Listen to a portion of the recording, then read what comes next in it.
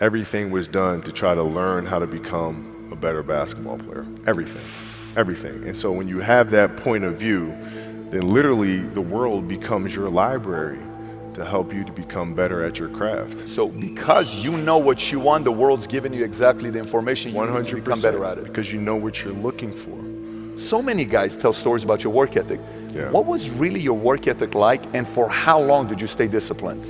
Well, I mean, every day. I mean, since 20 years. I mean, it was an everyday process and trying to figure out strengths and weaknesses. For example, jumping ability. Man, my vertical was a 40, it wasn't a 46 or a 45. My hands are big, but they're not massive, right? So you got to figure out ways to strengthen them so your hands are strong enough to be able to palm a ball and do the things that you need to do. Quickness, I was quick, but not insanely quick. I was fast, but not ridiculously fast, right? So I had to rely on skill a lot more. I had to rely on angles a lot more. I had to study the game a lot more. And but I enjoyed it though. So like from the time I can remember when I started watching the game, I studied the game and it just never changed. It's a good separation for me, emotionally, to be able to put myself in a place where at practice or when I'm training or during games, I switch my mind to something else. I switch my mode into something else, right? For me, it's the equivalent of Maximus, Decimus Meridius, and Gladiator picking up the dirt, smelling the dirt. It's go time, right? So that was my mental switch. It was like an actor getting ready for a film. You got to put yourself in that cage. When you're in that cage, you are that character. And then when you leave there, it's something completely different. But when I'm in that cage, bro, don't touch me, don't talk to me. Just leave me alone. How did you get mentally and emotionally so strong where it doesn't bother you? Well, you got to look at the reality of the situation. Like for me, it's not, you kind of got to get over yourself. Like, it's not about you, man. Like, okay, you feel embarrassed. You're not that important. Like, get over yourself. Yeah, that's where you go. Get over yourself, right? Like you're worried about how people may perceive you and like you're walking around and it's embarrassing because you shot 5 air balls. Get over yourself, right? And then after that, it's okay, well, why did those air balls happen? Got it. High school, year before, we played 35 games, max, right? Week in between, spaced out, plenty of time to rest. In the NBA, it's back to back to back to back to back to back to back. I didn't have the legs. So you look at the shot, every shot was online, but every shot was short. Right? I got to get stronger. I got to train differently. The weight training program that I'm doing, I got to tailor it for an 82-game season so that when the playoffs come around, my legs are stronger and that ball gets there. So I look at it with rationale and say, okay, well, the reason why I shot air balls is because my legs aren't there. I go, well, next year they'll be there. That was it. Done. Were there some names that you looked at and says, these 3 guys are as crazy as I am? At the time, I deal with what I've referred to as Goat Mountain. I went to Goat Mountain and I talked to Magic, Michael, Bird, Hakeem Olajuwon, Jerry West, Oscar Robinson, Bill Russell. So I would talk to them. What did you do? What were your experiences? Michael in particular, he's become my big brother. He's been my big brother since I first came in the league. And what was that process like? So I went to them and started understanding the ins and outs of the game and how they approach things and their level of detail and obsessiveness, and that's what I did. The players that had that passion but weren't willing to commit their entire lives to doing that, right? It's a choice. Right? You have other things, you have family, you have all these other things that you have to do. The game can't really be your #1 priority. And so I was looking at that like, man, this is gonna be fun. If I'm buddies with you from high school, if I'm a cousin of yours, what happened to our relationship? How did that gravitate when you went into the league and you're determined to become the greatest, or you're determined to become one of the greatest? What happens to our relationship? Well, it suffers.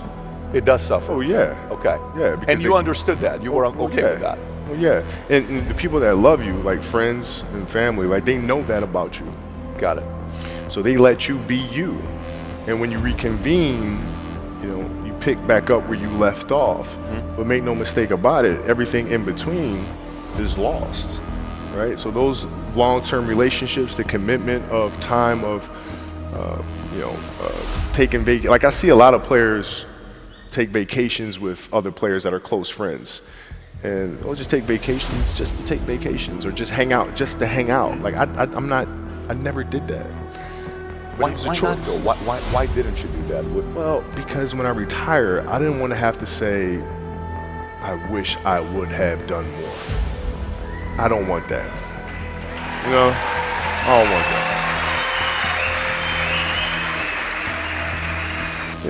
You got a lot of people paying their hard-earned money to come watch you perform. Perform. It's your job to be in shape. It's your job to be strong enough to perform at that level every single night. And as a competitor, I'm not ducking shit. Like, it's not, oh my God, my back hurts, I'm sore, we got to play Vince Carter and Toronto Raptors tonight. We actually had this happen. We had a game against Toronto in 2000, and Vince was tearing the league up. My back was jacked. But like the perception of that, like what? Kobe's missing the game against Toronto and Vince Carter because my back was really spasming. But people will be like, what? Oh, he's ducking Vince. Excuse me? No, I don't think so. So I would be in the layup line like, okay, there's a lot of days where you can rest and recover. Today ain't one of them. Your back can bother you any other day. That shit ain't bothering me today. Wow. He gonna have to see me today. Yeah. Amen. Yeah.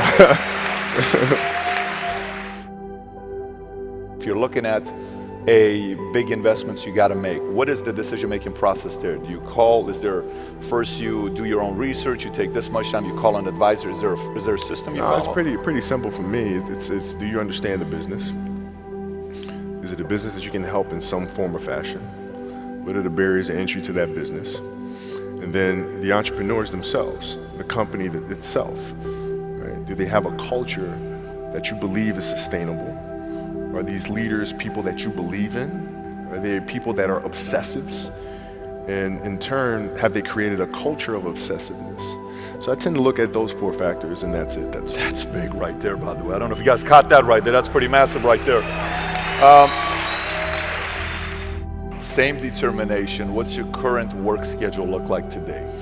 It's different because I personally am not writing every word of the novels. I am not animating the films. What I have to do now is make sure that the people that we bring in, these obsessives that we bring in, are challenging themselves to do the best job that they think they can do. That's what I'm there for, is for them to constantly look in the mirror and self-assess and challenge themselves. If we have a project and you're saying, okay, I can do that, that's not the project we want. The projects that say, I don't know if I can animate that. I don't know how to write that story. I don't know how to do that. Those are the things we want, because through that curiosity, you'll reach a level that you didn't think was possible. And so running the studio, that's what I'm doing.